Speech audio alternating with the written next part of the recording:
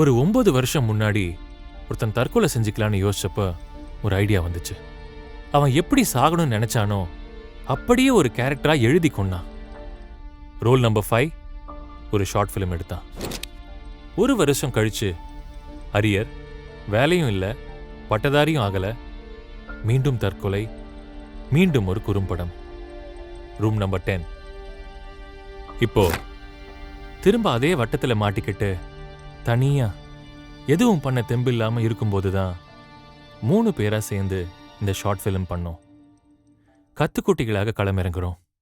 மீண்டும் இயக்குனராய் மீண்டவனின் படைப்பு. ஒரு ஊரிலே ஒரு பிராந்தன் இருந்தான். அவன் எல்லா தினமும் ஒரு மலைக்குன்றத்தின் உச்சிக்கு ஒரு பெரும் பாறாங்கல்லை உருட்டி ரச்சனா உருட்டி ரச்சனா உருட்டி மேலேற்றுவான். என்ன ஜோ?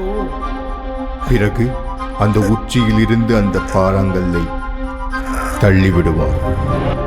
இதுல யாரு பைத்தியம்னு எனக்கு புரியல. எல்லாருக்கும் அர்த்தம் வேணும், பர்பஸ் வேணும், மீனிங் வேணும். It's a completely random act.